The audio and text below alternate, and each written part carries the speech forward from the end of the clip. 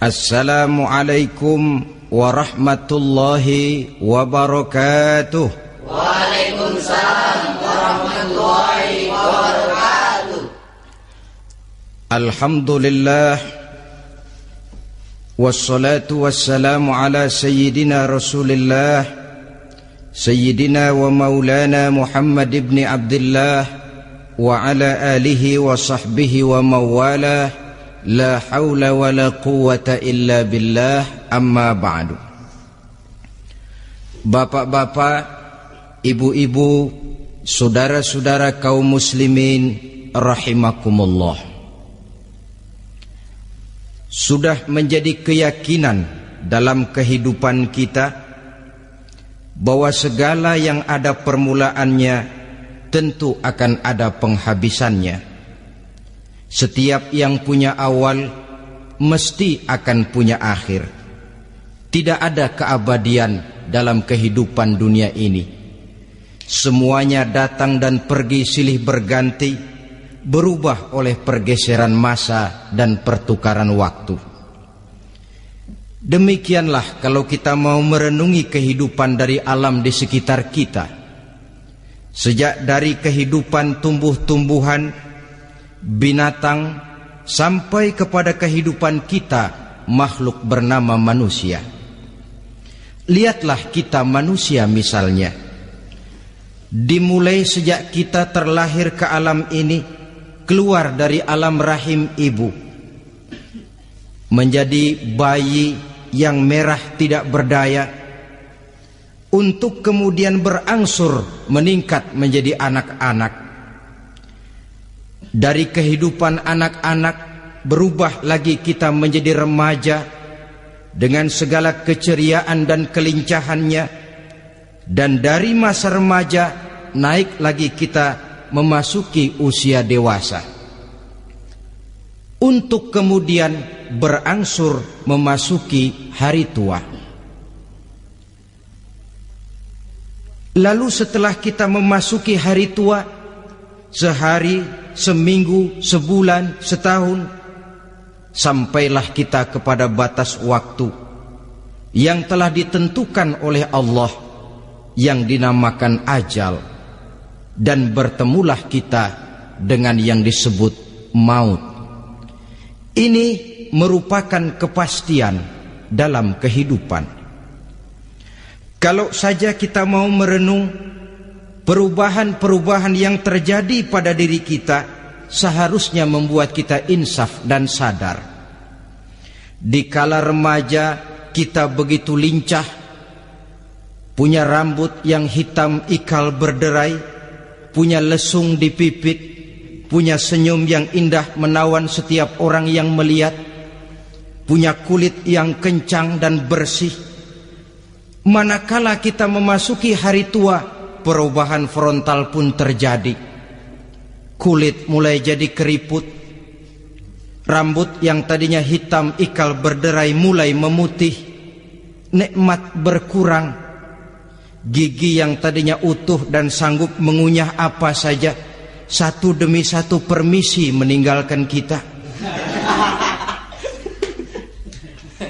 Sangat boleh jadi dikala remaja kita senyum semua orang terpikat. Dikala hari tua dengan kulit yang keriput dan gigi yang tidak ada lagi, manakala kita senyum, mungkin orang bakal lari dari sekitar kita. Kemana keindahan yang tadinya begitu menawan? Kemana senyum lesung pipit yang tadinya menarik perhatian orang? Pergi meninggalkan kita, berubah oleh pergeseran masa dan pertukaran waktu. Nah, bila maut datang menjemput kita, selesailah kehidupan sampai di situ? Ternyata belum. Kalau lahir merupakan perpindahan hidup dari alam rahim ke alam dunia, maka mati hakikatnya merupakan perpindahan hidup dari alam dunia ini ke alam kehidupan yang berikutnya, yang dinamakan dengan alam barzah. Andai kata hidup cuma sekali, secara moral kita sanggup berkata, alangkah tidak adilnya Tuhan. Kenapa? Dalam kehidupan ini kan aneka ragam terjadi. Ada orang yang zolim, ada orang yang dizolimi. Ada orang yang membunuh, ada orang yang terbunuh. Ada orang yang kaya, ada orang yang miskin. Ada orang yang jujur, ada orang yang menghalalkan segala cara. Sehingga banyak ketidakadilan yang terlepas daripada pengadilan dunia. Lalu orang pun bilang, di dunia ini katanya banyak pengadilan tapi sulit keadilan. Di dunia ini mudah mencari pengadilan tapi sulit untuk mencari ketidakadilan. Andai kata hidup cuma sekali, tidak akan ada hidup sesudah hidup yang sekarang ini. Bagaimanakah nasib mereka yang lepas dari pengadilan dunia ini? Alangkah tidak adilnya Allah andai kata tidak ada kehidupan sesudah hidup yang sekarang. Tentulah akan terjadi di mana orang menghalalkan segala macam cara untuk mencapai tujuan.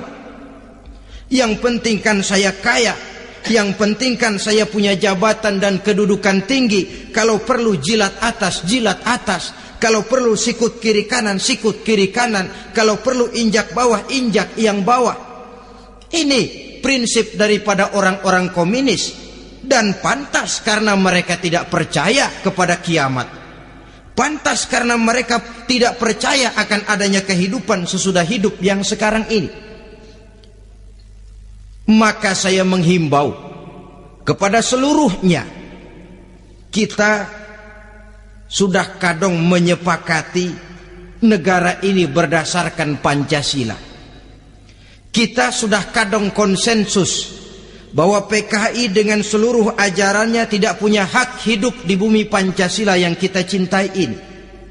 Maka salah satu ajaran PKI tujuan menghalalkan cara. Kita orang Indonesia yang berbudi pekerti luhur, yang punya nilai budaya tinggi, janganlah sampai mencaci PKI, membubarkan PKI, mengutuhkan PKI, tapi dalam kehidupan sehari-hari prakteknya prinsip komunis kita pakai. Apa itu? Tujuan menghalalkan cara. Asal sudah tujuan tercapai, cara apapun saja halal. Itu pandangan hidup orang yang tidak percaya kepada adanya hari akhirat. Sebagai muslim yang yakin akhirat ada, kiamat pasti akan datang. Hidup tidak cuma sekali. Maka kalau kita zalim, kalau kita berbuat aniaya, kalau kita melakukan korupsi, kalau kita merugikan orang lain, boleh jadi kita terlepas daripada pengadilan dunia. Tapi ingatlah, kita tidak akan pernah lepas dari pengadilan Allah. Pengadilan Qadhi Rabbul Jalil, di mana kita akan diadili dengan seadil-adilnya, dan tidak satu perbuatan yang bersifat salah, yang bagaimanapun kecilnya, yang akan lepas dari pengadilan di akhirat itu nanti. Pantas saja kalau satu hari malaikat Jibril datang menasihati Rasulullah sallallahu alaihi wasallam, yang artinya juga menasihati kita semua. Apa kata malaikat Jibril kepada baginda Nabi? Ya Muhammad, ish ma syi'ta fa innaka mayyitun. Hai Muhammad, hiduplah semau kamu, tapi jangan lupa kamu pasti akan mati. Kalau memang dilarang tidak terlarang, dicegah tidak tercegah, kamu mau melaksanakan hidup menurut maumu sendiri, persilahkan, hiduplah menurut mau dan gayamu. Tapi jangan lupa, fa innaka mayyitun, satu saat kau pasti bakal mati. Dan mati itu bukan akhir dari segalanya, dia babak baru bagi kehidupan selanjutnya. Silahkan hidup menurut maumu, tapi jangan lupa kau pasti akan mati. Wa'mal ma syi'ta fa innaka majziyun bih. Kerjakan apa saja yang kamu mau. Kalau kau mau menghalalkan segala macam cara, persilahkan halalkan segala macam cara. Tapi jangan lupa kau akan mendapat balasan dari seluruh amal perbuatanmu. Wa ahbib ma syi'ta fa innaka mufariquhu, dan cintailah apa saja yang mau kau cintai. Kau cintai anak istrimu, silahkan. Kau cintai harta bendamu, tafadhal. Kau cintai tanah airmu, kau cintai pangkat dan jabatanmu, persilahkan. Tapi jangan lupa, fa innaka mufariquhu, kau pasti akan berpisah dan akan meninggalkan segala yang kau cintai itu. Apa artinya ini buat kita? Ternyata sesudah maut datang menjemput kita, ada kehidupan sesudah hidup yang sekarang ini. Ini yang mendorong kita untuk dalam kehidupan di dunia ini tidak melakukan prinsip saenake dhewe, semaunya sendiri saja, asal perut kenyang, asal pangkat tinggi, asal harta dapat. Masa bodoh dengan merugikan orang lain, masa bodoh dengan menipu orang lain. Iku jenenge saenake dhewe. Muslim tidak diajarkan. Ingat manusia, setelah kau mati, setelah kiamat datang, kau akan dibangkitkan, kau akan dimintakan pertanggungan jawab tentang kehidupan yang sekarang ini.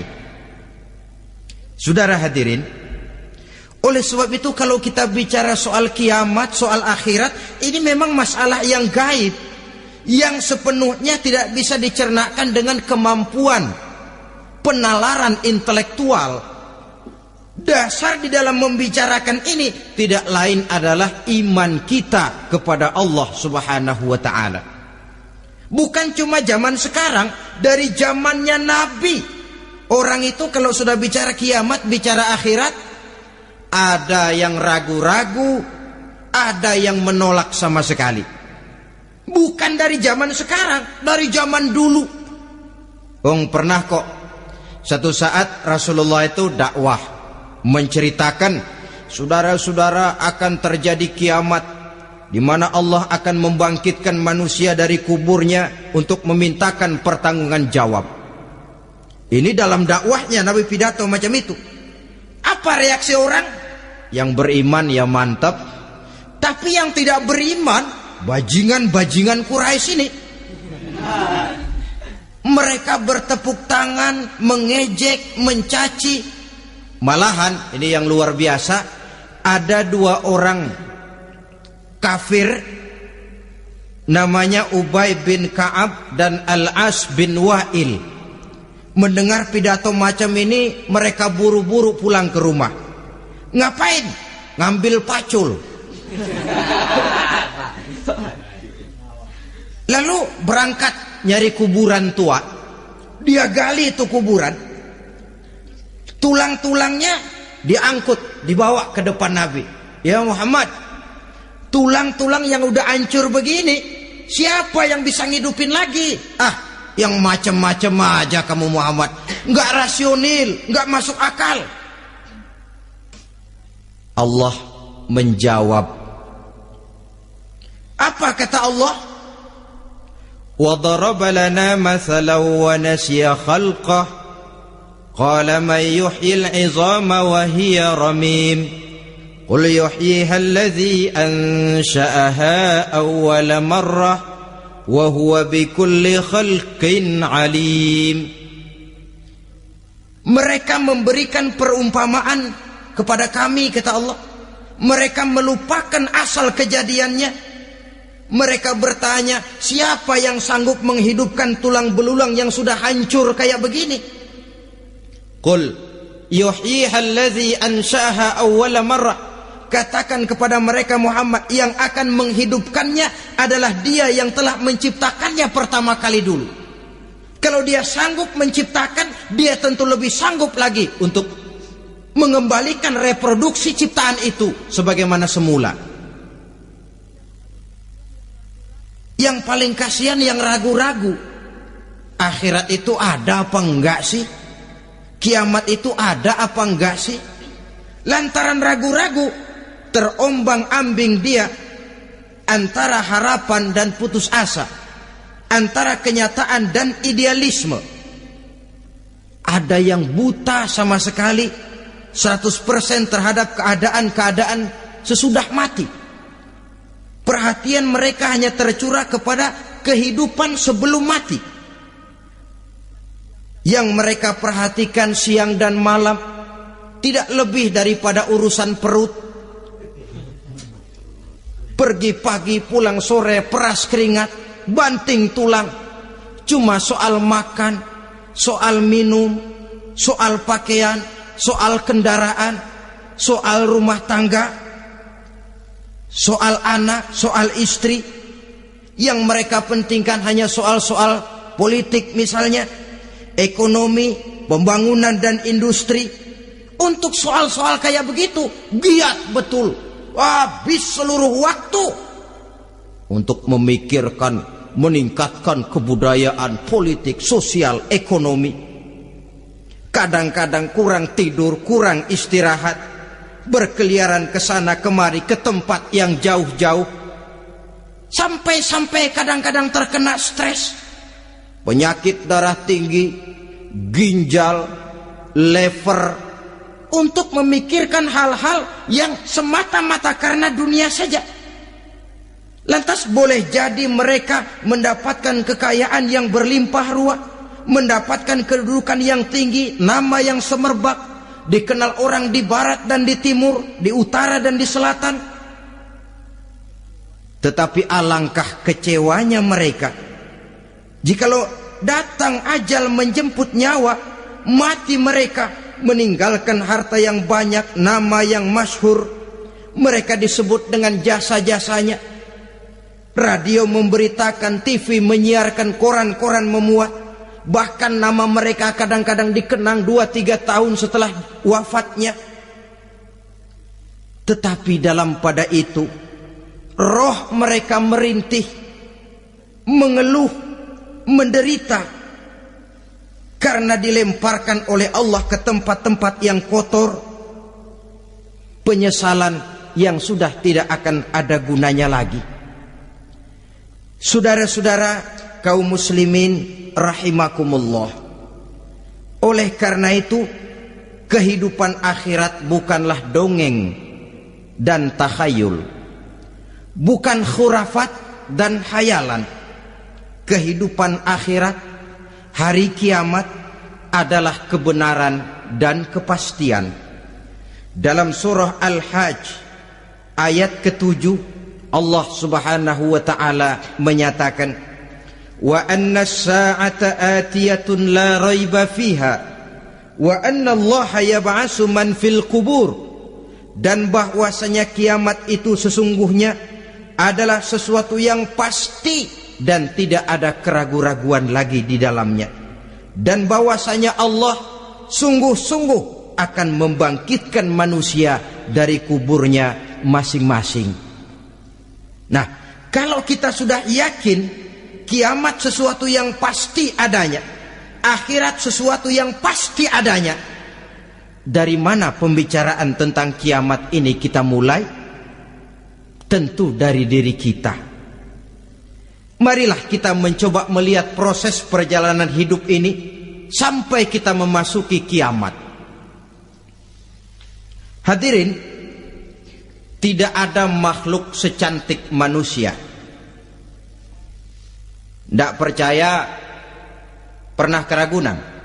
Nah, saudara masuk ke kebun binatang, segala macam makhluk ada di situ. Ratusan macam jenis binatang. Bandingkan dengan saudara, kira-kira cakep mana?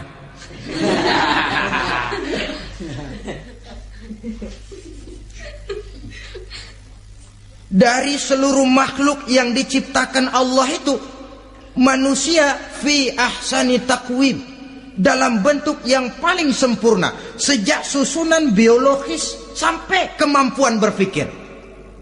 Biologis kita, ya Allah, diciptakan kita begini rupa, diberikan 2 kaki untuk berjalan, 2 tangan untuk bekerja, diberikan 2 mata, dua-duanya di depan.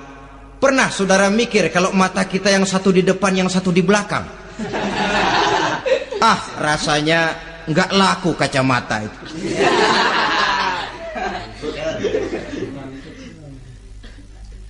Diberikan hidung dengan 2 lubang, tahu betul Allah ke bawah lagi lubangnya. Coba pikir kalau lubang hidung kita menghadap ke atas.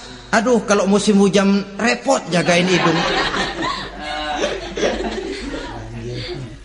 Laqad khalaqnal insana fi ahsani taqwim. Sungguh telah kami ciptakan manusia dalam bentuk kejadian yang paling sempurna ketimbang makhluk-makhluk Allah lainnya. Nah, kesempurnaan manusia ini oleh karena hidupnya terdiri dari 2 unsur pokok. Pertama unsur jasmani dan kedua unsur rohani. Jasad dan roh. Jasad yang terlihat sekarang ini, potongan saudara yang ngejedok di depan saya ini jasad saudara. Ini yang berasal dari saripati makanan yang dimakan oleh bapak ibu kita. Lalu hasil kerjasama yang baik antara ibu dengan bapak, terwujudlah kita.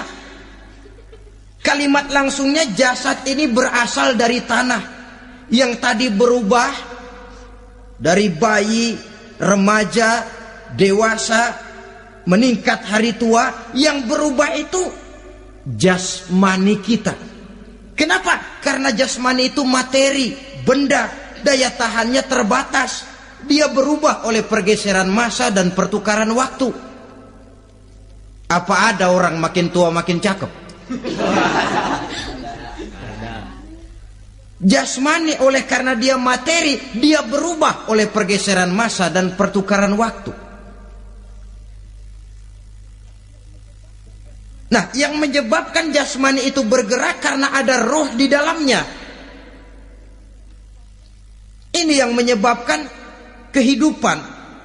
Ini yang menjadi sumber kehidupan, pusat kesadaran dan pengertian dalam kehidupan manusia. Tanpa roh dalam diri kita, maka jasad kita, pernah lihat orang mati? Nah, itu kalau orang mati, coba perhatikan. Apanya yang kurang? Kupingnya masih ada, tapi sudah tidak sanggup mendengar. Matanya masih lengkap, tapi tidak mampu melihat. Jangankan melihat, terbuka saja tidak. Mulutnya masih ada, tapi sudah tidak bicara lagi. Telinganya cukup, tapi sudah tidak sanggup mendengar. Kakinya lengkap, tapi tidak mampu lagi berjalan. Apa penyebabnya itu? Ternyata jasmani kita, jasad ini manakala sudah ditinggalkan oleh ruh, dia tidak akan bisa berdaya apa-apa. Tidak mampu berjalan, tidak pula berbuat, tidak pula bekerja apapun saja. Saudara-saudara, dua-duanya punya kebutuhan. Jasmani ada kebutuhannya, rohani pun ada kebutuhannya. Jasmani yang jelas perlu makan, perlu minum, perlu tidur, perlu pakaian, dan sebagainya. Nah, apabila saat berpisah datang, ajal sampai, berpisahlah roh dan jasad. Dan itulah yang dinamakan dengan maut. Jadi apa sih mati itu? Mati adalah berpisahnya roh dengan jasad. Sebab itu Islam sangat menganjurkan kita untuk banyak-banyak mengingat mati. Bagaimana caranya mengingat mati? Pertama, mati itu kan pasti. Kira-kira yang hadir di sini ada yang nggak mati nggak kira-kira?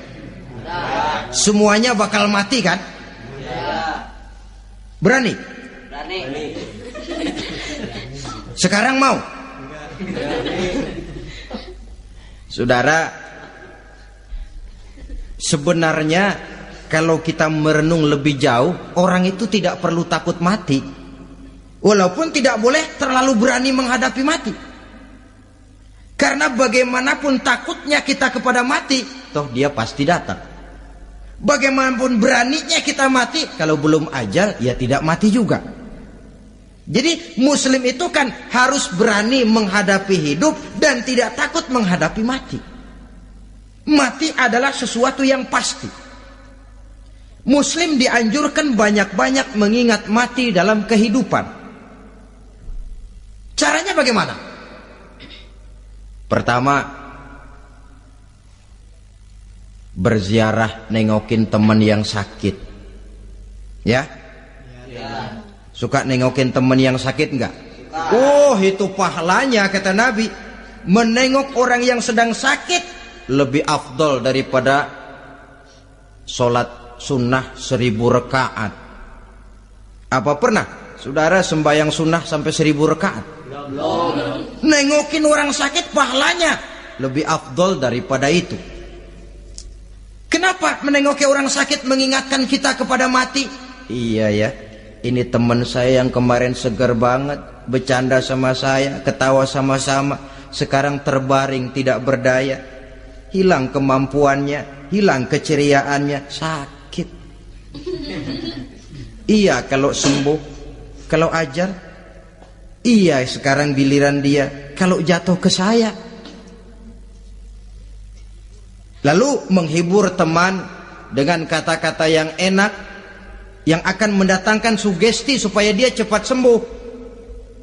Jangan nengokin orang sakit jujur. Sakit apa lu? Perut. Emang teman gua kemarin sakit begini mati nih. Wah, itu orang bisa jadi shock lantaran etika kita tidak akan sampai ke sana. Menjenguk orang sakit akan mengingatkan kita kepada mati. Apalagi ziarah kubur. Ada yang orang tuanya sudah meninggal? Kalau ada, ya tidak bisa tiap hari, sekurang-kurangnya seminggu sekali, Jumat pagi misalnya, ziarah kita ke kubur. Sehingga kalau kita masuk kubur kan ada etikanya. Assalamualaikum ya ahlal kubur wa inna insyaallahu bikum lahikun. Hai penduduk kubur, keselamatan bagi kamu dan kami yang masih hidup sekarang ini insyaallah pasti bakal nyusul kamu. Iya, yang kemarin gagah benar sekarang terbaring tanpa daya. Ini unggukan kuburannya. Yang kemarin ada sekarang sudah tidak ada. Kemana dia? Kami satu saat pasti akan begini. Ingat mati. Lalu apalagi yang bisa membuat kita ingat kepada mati? Mengawal jenazah. Bukankah sangat dianjurkan oleh agama? Bahkan kalau bisa sejak mengurusnya, memandikannya, mengkafankannya, menyolatkannya untuk kemudian mengantarnya ke kubur. Hari ini saya antar dia ke kubur, besok boleh jadi saya yang diantar orang. Hari ini saya solatkan dia, besok boleh jadi saya yang disolatkan orang. Hari ini saya masukkan dia ke liang lahat, besok mungkin giliran saya dimasukkan orang ke liang lahat. Ingat mati, tumbuh kesadaran. Lalu daya positifnya dalam kehidupan apa? Nah, saudara-saudara hadirin, orang yang mengingat mati bukan lantas menjadi lemah dalam kehidupan, menjadi putus asa, sedikit semangat, terbentur kesulitan, mudah frustasi. Bukan itu tujuannya kita diperintah mengingat mati. Jelasnya Islam menganjurkan kita untuk mengingat mati guna maksud-maksud yang positif, supaya orang lalu sadar hidup ini cuma sebentar. Maka mumpung hidup, nah ini mumpung, tapi mumpung yang baik. Mumpung hidup, maka hidup yang singkat ini harus saya pergunakan dengan sebaik-baiknya, melakukan kebajikan yang sebanyak-banyaknya, menjauhkan rasa malas, menunggu keajaiban yang datang dari langit, berleha-leha, bermain-main, sementara maut kalau dia datang tidak pernah main-main. Pantas kalau seorang penyair bernama Syauqi memesankan tazawwad bittaqwa fa innaka la tadri idza hanna al-lailu hal ta'ishu ila al-fajri kam min sahihin mata min ghairi illatin wa kam min alilin 'asha hinan min ad-dahri. Persiapkan dirimu dengan takwa, sebab kamu tidak tahu apabila malam datang kamu masih bisa hidup apa enggak besok pagi. Apa ada jaminan saudara yang kumpul di depan saya malam ini besok masih bisa hidup? Tidak. Ada jaminan? Tidak ada sama sekali. Kam min sahihin mata min ghairi illatin. Berapa banyak orang sehat mati nggak pakai sakit lagi. Sebabnya kadang-kadang ringan saja. Ada yang cuma jatuh di kamar mandi mati. Ada yang cuma ketiban pensil. Iya, kalau ketiban pensil 3 peti masa nggak mati. Ta'addadatil asbab wal mautu wahid. Sebabnya boleh jadi macam-macam, tapi mati satu juga, yaitu mati. Dia seperti kelapa yang terlalu tua jatuh ke bawah, yang kembang baru keluar pun jatuh ke bawah. Itulah mati. Dia datang menjemput yang bayi, dia datang mengambil yang anak-anak, dia datang juga kepada yang remaja, kepada yang dewasa, kepada yang tua sekalipun. Jangan yang remaja lalu berpikir, gua rasanya masih jauh banget mau mati. Ini sesuatu yang pasti yang kita tidak pernah diberitahu kapannya. Kalau dikasih tahu kapannya kan kita bisa, umpama malaikat maut datang ke rumah saya, saudara Zainuddin kau mati 80 tahun lagi. Wah, saya kan berhitung, masih lama, poya-poya aja dulu Tapi ini tidak pernah diberitahu kepada kita. Lantaran tidak diberitahu itulah kita perlu bersiap-siap dengan selalu mengingat-ingat mati yang mendorong kita untuk berbuat positif.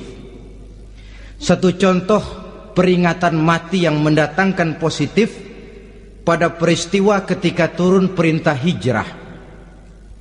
Ketika di Mekah sudah terpepet turun perintah hijrah. Ini sahabat yang berangkat hijrah, jangan dikira semua bulat hati. Ada yang mikir, kalau saya hijrah berangkat dari Mekah ke Madinah, nanti di tengah jalan dicegat oleh kafir Quraisy lalu dibunuh, mati saya. Takut mati. Allah peringatkan, kullu nafsin za'iqatul maut. Kamu disuruh hijrah saja takut mati, padahal kamu tahu semua yang hidup bakalan mati. Diam saja di Mekah mati, hijrah ke Madinah pun akan mati. Mendengar ayat ini, Sayyidina Umar bin Khattab seperti dibakar semangatnya. Kalau sebagian sahabat hijrah sembunyi-sembunyi, beliau mau hijrah itu malah bajingan Quraisy dikumpulkan dekat Ka'bah. Pidato, ya ma'syarah Quraisy, dedengkot Quraisy, dengerin.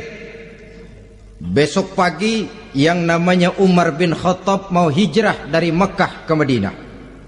Siapa yang kepengen kepalanya berpisah dengan badannya, persilahkan cegat Umar di jalanan. Besok dengan tenang dia berangkat hijrah, gak ada yang berani nyegat. Tuh Quraisy juga barangkali mikir, gue ngapain nyegat penyakit. Begitu ingat mati, timbul semangat juang, timbul semangat berbuat. Ini ingat mati yang positif, bukan yang melemahkan semangat. Dah jangan kerja rajin-rajin dah, lu bakalan mati. Ini ingat mati yang salah pasang. Ingat mati seharusnya mendorong manusia untuk berbuat lebih tekun. Allah memberikan peringatan, qul innal mauta allazi tafirruna minhu fa innahu mulaqikum. Katakan, maut yang kamu akan melarikan diri daripadanya, yang kamu takuti benar dia pasti akan datang menjemput kamu. Saudara-saudara hadirin yang saya hormati, datangnya memang tidak kita harapkan yang namanya maut. Tapi sekali dia datang, tidak ada pintu tempat kita lari. Dia memang tidak pernah kita undang, tapi sekali dia datang mengetok pintu, kekuatan apa yang bisa menolak? Dia sebuah tanda seru dalam kehidupan. Apa yang menyebabkan orang takut mati? Pertama, barangkali karena dia tidak tahu bagaimana kehidupan sesudah mati. Alam kubur gelap, alam akhirat gelap, sehingga dia bingung. Lantaran bingung lalu jadi takut. Yang kedua, boleh jadi oleh bayangan-bayangan dosa yang pernah dia kerjakan di dunia ini. Kerjanya cuma menumpuk dosa. Dia gembira, bahagia, tertawa di atas tumpukan dosanya, merasa segan berpisah dengan seluruh kehidupan ini. Sehingga boleh jadi maut adalah sesuatu yang ditakutkannya benar dalam kehidupan. Tapi bagaimanapun takutnya, tidak ada tempat lari dari dia. Dalam ayat lain Allah jelaskan, Ainama takunu yudrikumul mautu walau kuntum fi burujim musayyadah. Di mana saja kamu berada, dalam benteng yang paling tangguh sekalipun, maut pasti akan datang menjemput kamu. Nah, bagaimana caranya maut datang menjemput kita? Bila datang dia, sang malaikat pencabut nyawa, malaikat Israel namanya, hendak mengambil ruh kita. Dalam suasana macam begitu, di akhir kehidupan dunia, dalam berhadapan dengan sakaratul maut, terbagilah manusia dalam dua bagian besar. Pertama, yang menghadapi sakaratul maut itu dengan husnul khatimah, baik di akhirnya, sehingga pada saat ruhnya berpisah dengan jasadnya, kelihatan dia seperti senyum, mukanya cerah. Bahkan sebelum itu boleh jadi dia sempat meninggalkan pesan-pesan yang baik. Ada yang sempat azan, ada yang sempat baca Quran. Pernah kan nemui orang yang mau mati seperti itu? Yang sempat azan, yang sempat baca Quran, yang sempat meninggalkan wasiat-wasiat yang baik. Sebab apa? Malaikat maut datang menjemput mereka juga dengan baik-baik. Dicabut ruhnya perlahan-lahan, tapi sungguh pun perlahan-lahan. Pedihnya, sakitnya tetap tiada tara. Rasulullah Sallallahu Alaihi Wasallam, dikala beliau hendak berhadapan dengan sakaratul maut, diceritakan mencelupkan tangannya ke dalam gelas berisi air, lalu mengusapkannya ke muka beliau seraya berdoa, Ya Allah, mudahkan saya dalam menghadapi sekarat ini.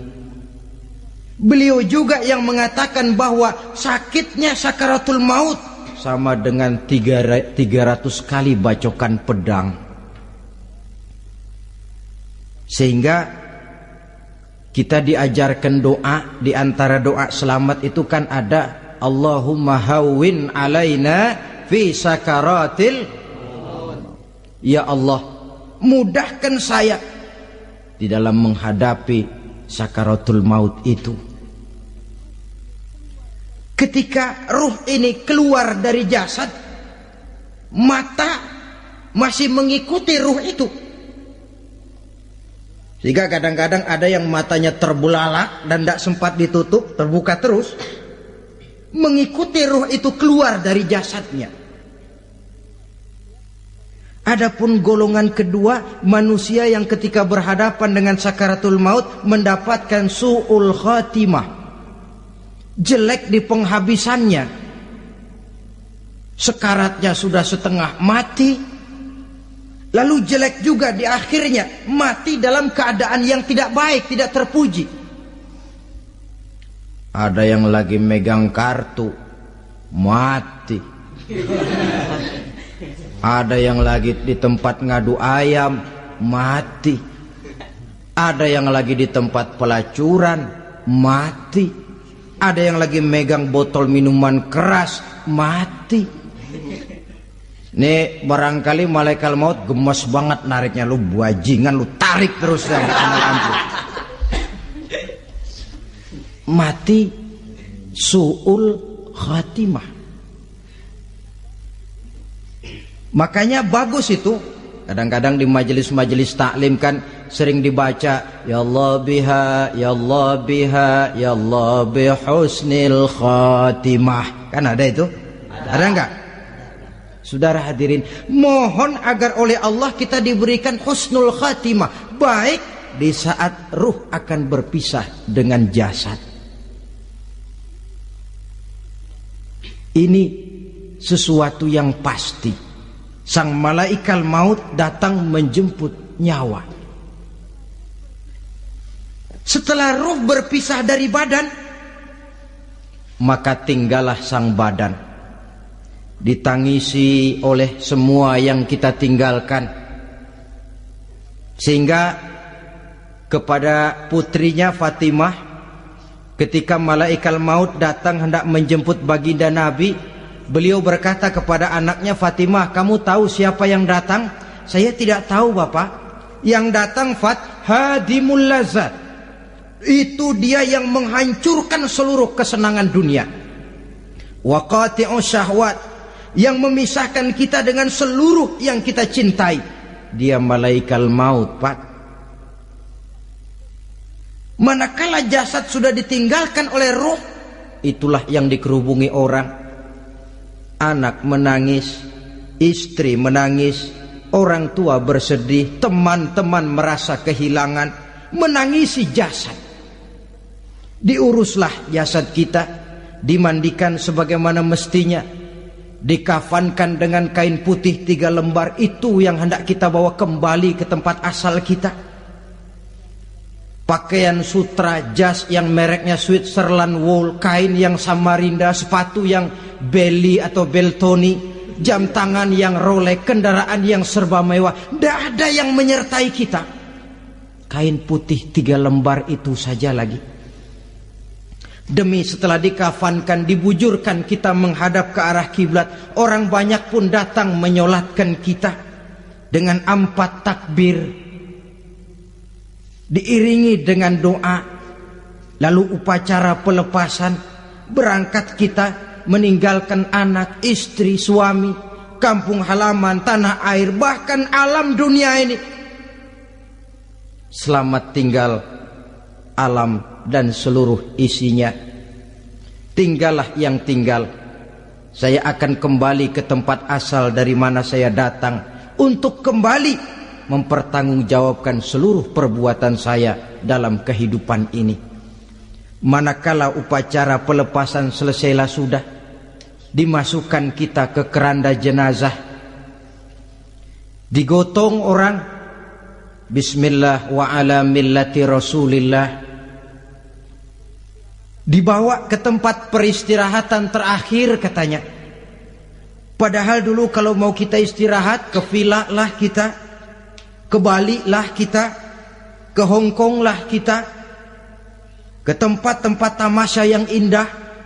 Oh, rupanya akan sampai juga perjalanan menuju tempat peristirahatan terakhir, yang luasnya tidak akan lebih dari 2 kali 1 meter.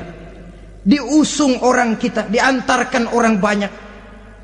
Manakala sampai ke atas liang lahat, pengusung jenazah dibuka, diturunkan kita ke liang lahat, dibaringkan. Gumpalan tanah akan jadi bantal kita, muka dibuka, dihadapkan ke arah kiblat. Setelah itu ditutup tiang lahat kita, liang lahat kita dengan kayu. Masih belum kurang, diuruk dengan tanah. Yang menguruk orang-orang yang tadinya mencintai kita, menyayangi kita. Tapi ketika jasad sudah ditinggalkan ruh, habis rupanya cintanya. Coba jasad kalau sudah ditinggalkan ruh, 3 hari aja di rumah, serem. Ya mayit, siapa yang betah nemenin mayit?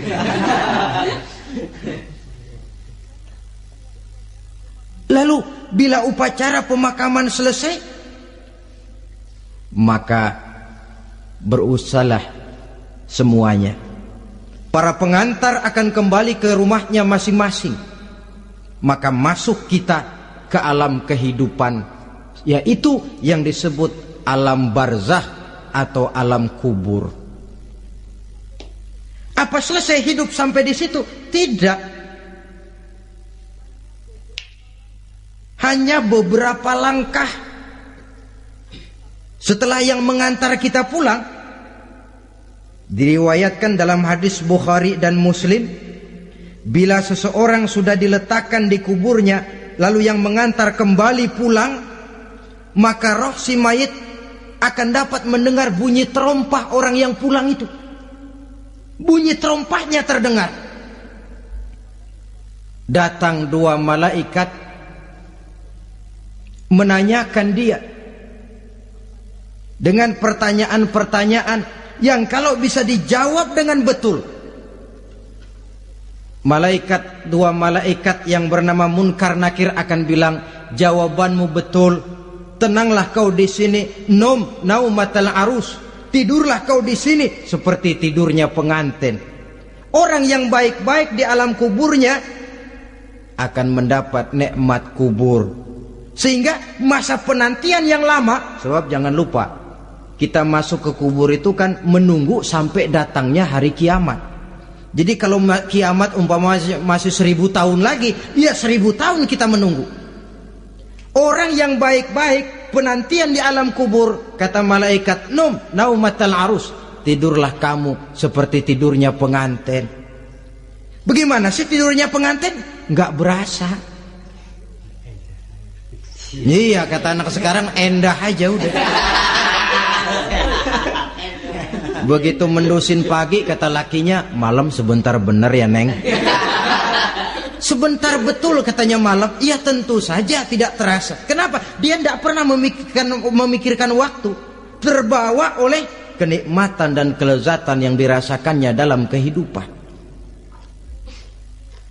Tapi orang kafir, orang yang dosanya bertumpuk, tidak sanggup menjawab pertanyaan dua orang malaikat, maka dia akan mendapat azab di alam kuburnya terus menerus siang dan malam sampai datangnya hari kiamat. Ibarat maling ayam ketangkep, belum masuk pengadilan udah digebugin duluan. Kan begitu kan? Ada maling ayam nggak di sini? Nah, itu yang nyaut tadi pengalaman itu. Di sidang belum divonis, belum digebugin babak belur. Saudara hadirin, maka alam kubur bisa merupakan raudhatun min riyadil jannah. Taman di antara taman-taman surga, pun juga bisa merupakan hufratun min hufarin niran, menjadi liang daripada neraka. Ada lagi riwayat yang dari Imam Muslim yang diperoleh dari Zaid bin Sabit. Zaid bin Sabit cerita, satu hari kami bersama Rasulullah sallallahu alaihi wasallam berada dalam kebun kepunyaan Bani Najjar. Rasulullah sedang duduk di atas keledai. Tiba-tiba entah bagaimana itu keledai terkejut, kaget, berontak, hampir Rasulullah jatuh. Rasulullah kemudian bertanya, rupanya di kebun itu ada kuburan tua, 5 atau 4 kuburan. Rasulullah lalu bertanya, saudara-saudara ada yang tahu nggak ini kuburan siapa? Nggak ada ya Rasulullah. Memang kenapa? Ini penghuni kuburnya lagi disiksa oleh Allah. Andai kata boleh saya mohon kepada Allah supaya kamu dengar seperti yang saya dengar, andai kata saja kamu kuat mendengarnya, saya pasti akan berdoa. Tapi sayang, saya yakin kamu pasti tidak akan kuat mendengar mereka mendapat azab di kuburnya. Hadis sahih riwayat Imam Muslim dari Zaid bin Sabit. Kehidupan di alam barzah. Pak, iya kalau yang matinya dikuburin. Lah kalau yang matinya diceburin ke laut, dibakar, di medan perang hilang, nggak ketahuan kemana jenazahnya. Saudara, hilang kek, dikubur kek, di dalam lautan direndam kek, itu kan cuma logika kita. Menurut Allah tidak ada perbedaan orang mati dikubur di dasar lautan, atau dibakar sampai jadi abu, atau gugur di medan perang tidak ketemu jenazahnya. Entah mereka tetap masuk ke alam barzah namanya. Jasad boleh hancur, tapi roh sebagai sumber kehidupan, pusat kesadaran dan pengertian, dia tetap ada, mengalami kebahagiaan dan kegembiraan, atau mengalami kepedihan dan penderitaan, bergantung kepada amalan yang kita lakukan dalam kehidupan di dunia ini. Maka dalam Yasin tadi kan jelas, qul yuhyiha alladzi ansha'aha awwala marrah, yang menghidupkan mereka yang dikubur di dasar lautan, mereka yang dibakar sampai jadi abu, yang akan menghidupkan ialah Allah yang menciptakan mereka dulu pertama kalinya. Jadi kalau sudah ada aslinya, ya tentu tidak perlu contoh lagi, akan sangat mudah membuatnya. Orang tua kita, keluarga kita yang sudah berpulang, mereka di alam barzah sekarang ini bisa mendapat nikmat kubur, bisa mendapat azab kubur, bergantung amalan mereka dalam kehidupan di dunia ini. Dalam Musnad Imam Ahmad dan Sahih Abi Hatim malah ada tambahan riwayat, orang yang banyak kebajikannya di dunia, amalannya akan datang menemani dia. Sholatnya dekat kepalanya, puasa sebelah kanan, zakat sebelah kiri, menghibur dia. Malahan dikatakan berbentuk orang yang cantik menemani dia di alam kuburnya. Aneh, dia tanya, man anta lam ara fid dunya ajmal minka. Siapa kamu? Di dunia ini belum pernah saya melihat orang secantik kamu. Dia jawab, ana amaluka soleh. Saya adalah amalmu yang soleh yang kau kerjakan waktu di dunia. Saya sekarang diperintahkan untuk menemani kamu di sini. Alhamdulillah. Sedangkan amalnya yang jahat akan datang dalam bentuk yang menyeramkan menemani dia di sana. Bayangin deh, di kuburan ditemenin yang serem-serem. Sama juga di dunia. Di dunia, kalau kita di tempat gelap ditemenin orang cakep, enak nggak? Enak. Wah, pengalaman. Tapi coba bayangin, sudah tempatnya gelap, yang nemenin jelek nggak ketulungan, gerah kita. Nah, saudara hadirin yang saya hormati, lalu bagaimana tempat arwah-arwah yang sudah kembali menghadap Allah, yang disebut mustaqarrul arwah itu? Macam-macam tingkatannya sesuai dengan profesi dan amalannya waktu di dunia. Ada roh-roh itu yang setelah pisah dengan jasad, artinya mati, ditempatkan di tempat yang disebut a'la iliyin, tempat yang tertinggi. Siapa ini? Arwahnya para nabi dan para rasul. Ini fi a'la iliyin, di tempat yang tertinggi. Arwahnya para nabi, arwahnya para rasul. Dan karena kita bukan nabi, bukan rasul, ya jangan mimpi dapat tempat fi a'la iliyin. Kecuali kalau Allah menghendaki, itu hak prerogatif Allah. Tapi kan tidak adil kalau Allah melakukan itu. Ini kelompok roh-roh yang masuk golongan VIP. Wah, the first class. Para nabi, para rasul. Lalu ada pula roh-roh itu yang setelah pisah dengan jasadnya diumpamakan seperti burung-burung hijau yang berterbangan di perkebun-kebunan surga. Roh siapa mereka ini? Rohnya para syuhada, orang-orang yang mati syahid gugur membela agama. Nah, ini bedanya orang mati syahid dengan pahlawan, ya. Apa bedanya syuhada dengan pahlawan? Kalau syuhada, orang yang gugur membela agama, niatnya karena Allah, mati syahid.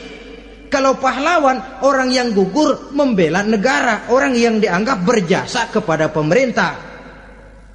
Klimaksnya, kalau orang mati syahid jelas surga, tapi pahlawan belum tentu surga.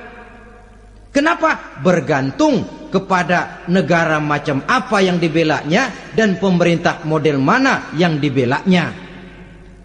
Di negara-negara komunis misalnya, banyak nggak pahlawan? Banyak. Dengan sekian tanda jasa yang mati di medan perang dan sebagainya. Kira-kira pahlawan komunis masuk surga enggak? Tidak. Ya, kalau pahlawan komunis masuk surga, kita enggak kebagian kapling di surga barangkali. Inilah bedanya pahlawan dengan orang mati syahid.